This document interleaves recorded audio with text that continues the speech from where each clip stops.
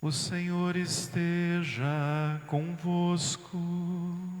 Ele está no meio de nós. Proclamação do Evangelho de Jesus Cristo, segundo Lucas.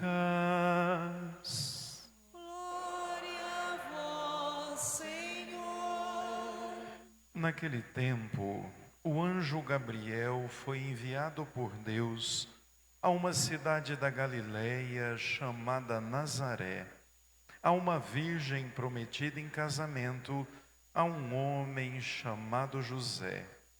Ele era descendente de Davi e o nome da virgem era Maria. O anjo entrou onde ela estava e disse: Alegra-te, cheia de graças, o Senhor está contigo. Maria ficou perturbada com estas palavras e começou a pensar qual seria o significado daquela saudação. O anjo então disse-lhe: Não tenhas medo, Maria, porque encontraste graça diante de Deus.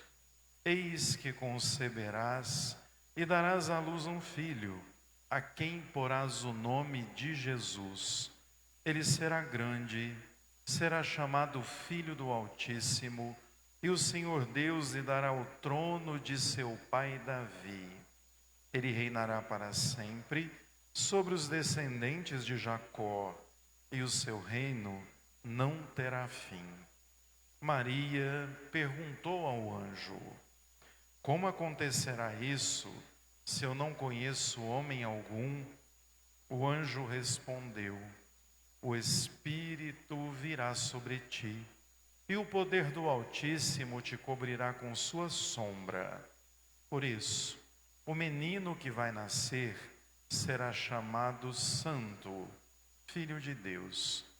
Também Isabel, tua parenta, concebeu um filho na velhice. Este já é o 6º mês daquela que era conhecida estéril, porque para Deus nada é impossível. Maria então disse: Eis aqui a serva do Senhor. Faça-se em mim segundo a tua palavra. E o anjo retirou-se. Palavra da salvação. Glória a vós, Senhor. Ó Senhor, eu cantarei eternamente o vosso amor. Ó Senhor, eu cantarei eternamente o vosso amor.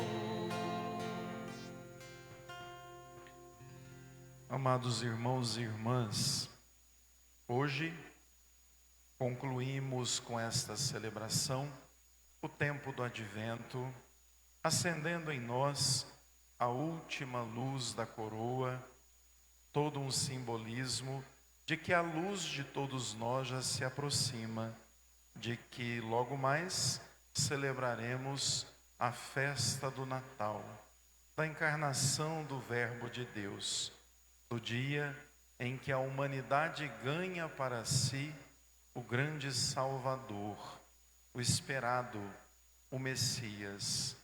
Por isso, a liturgia do 4º domingo, ela nos traz Maria como uma personagem central, já que para que o Filho de Deus se encarnasse, precisou da ajuda, da disponibilidade e da generosidade de uma mulher, Maria, a Virgem Santíssima.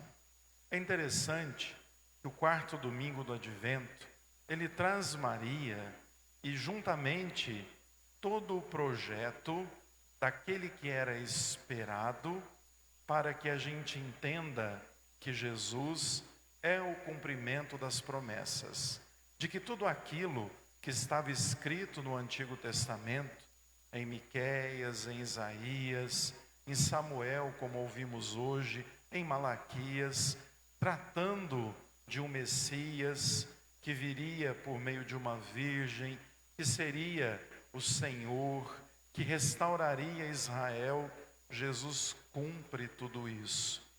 É importante a gente perceber que exatamente por isso a gente olha para a primeira leitura lá de Samuel, que vai narrar que de fato um filho de Davi, a descendência de Davi, viria para salvar o seu povo.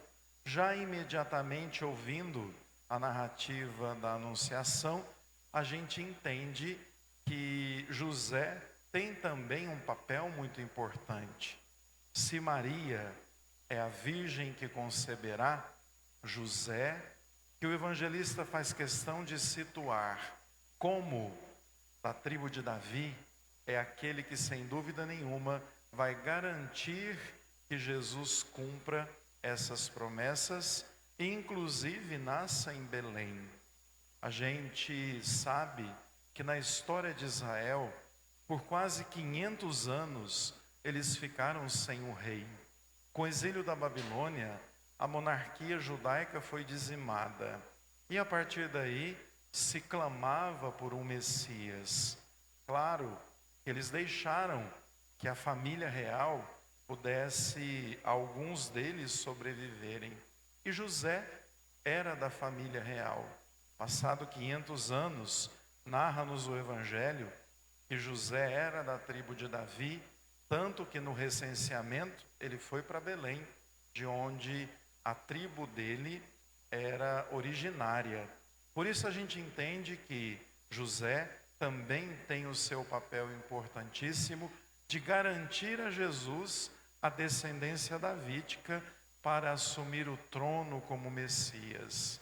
Vejam então que, sabendo disso, a gente vai para o relato da Anunciação, um texto muito conhecido por todos nós, devido à grande realização que, por meio de Maria, acontece. O anjo, que representa o próprio Deus, a mensagem de Deus, traz a voz de Deus, se aproxima daquela jovenzinha, provavelmente de 14, 15 anos, que ainda não era casada, corria todos os riscos, morava com certeza em um lugar muito simples, sabendo nós que Nazaré era a periferia daquela região, na Galileia, provavelmente morava em uma das cavernas muito simples, de uma maneira muito simples, muito singela, mesmo que prometida a José, que vinha da família real, mas era pobre. A gente sabe disso, porque quando eles vão oferecer no templo a purificação de Maria, eles só têm dinheiro para comprar 2 pombinhas, eram pobres. No entanto, o anjo aparece e saúda Maria. Maria, na verdade, é surpreendida, porque na tradução original, ele vai dizer assim a ela: alegra-te, preferida de Deus, escolhida, a mais importante de todas as mulheres. Aqui a gente traduz simplesmente por agraciada ou cheia de graça. Mas quando o anjo se aproxima, ele diz a ela: alegra-se, preferida de Deus, o Senhor te escolheu, o Senhor está contigo. Maria, obviamente, se assusta. O verbo no grego, que é originário, ele compara o susto de Maria a um maremoto. Era o verbo usado para relatar um maremoto. Aqui fala que ela ficou perturbada. No entanto, o original diz que ela se assustou de modo assombroso. Então, surpresa com aquela saudação, surpresa com o fato de estar vendo algo extraordinário, ela então escuta o que o anjo diz a ela. O anjo então vai dizer-lhe: Maria, não tenhas medo, porque encontraste graça diante de Deus. Você é a preferida e a agraciada. Vejam que aqui a gente tira qualquer sombra de dúvida da importância de Maria. Ela não é uma mulher comum. Ela nunca foi uma mulher qualquer. Ela não é uma que a gente pode dizer assim, puxa, ela só gerou o Salvador. Não. O evangelista é muito claro em dizer que ela é preferida entre todas, que ela é agraciada, que ela é bendita entre as mulheres. E o anjo ainda vai dizer, não tenha medo. Você dará à luz, trará à vida o Salvador, o Messias esperado, aquele que é fruto da promessa, aquele que vem para salvar a humanidade. O seu reino não terá fim, ele será poderoso até o fim dos tempos. Maria, então, de uma forma muito singela e muito humilde, apresenta ao anjo uma dúvida retórica. Ela vai perguntar, nossa, mas como que isso vai acontecer? Eu não sou casada, não conheço homem algum, como pode eu gerar o Salvador, sendo que eu não sou casada, não fui desposada, e agora? E o anjo claramente diz a ela, Maria, o Espírito virá sobre ti, e tudo isso vai acontecer no extraordinário de Deus. Tudo isso faz parte do impossível de Deus.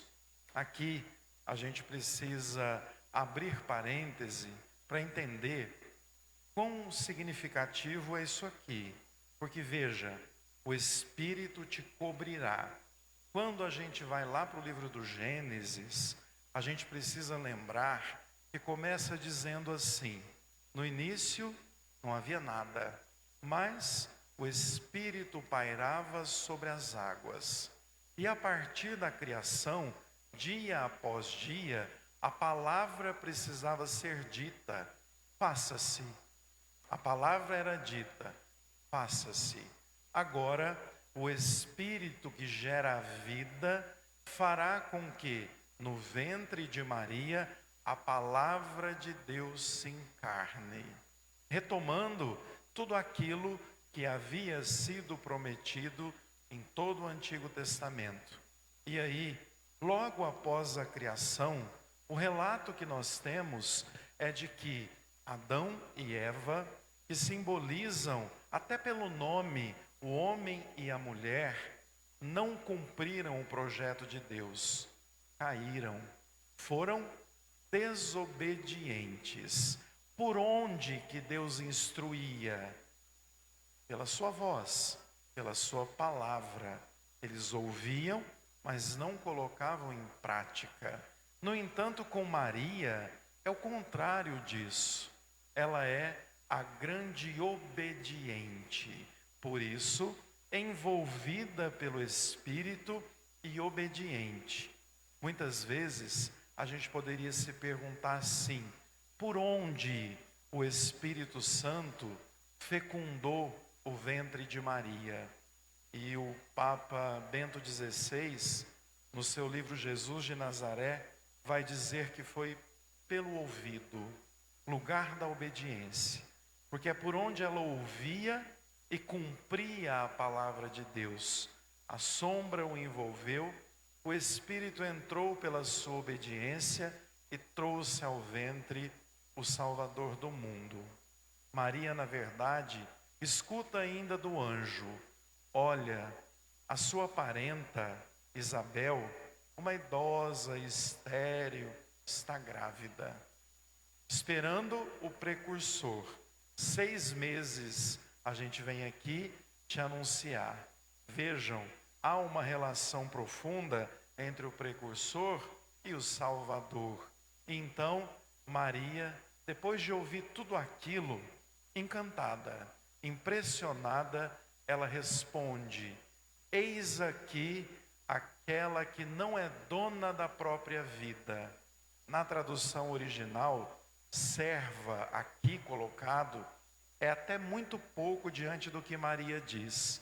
Ela diz assim: está aqui aquela que não é dona de si mesmo, aquela que tem a vida para cumprir a vontade de Deus. E por isso, o sim dela se realiza de forma grandiosa. Sim, eu aceito gerar o Salvador, porque a minha vida não é minha, é de Deus. Eis aqui a serva. Cumpra-se em mim toda a palavra que Deus tem. Por isso, a palavra encarna no seu ventre. E logo mais à noite, nós ouviremos que esse verbo se encarnará para nós, para a nossa salvação. Porque esse é o desejo de Deus. Por isso, olhando para Maria, a gente, com toda a igreja, se prepara para acolher o verbo de Deus, aquele que deseja fazer morada em nosso coração. Louvado seja o nosso Senhor Jesus Cristo. Para sempre seja louvado.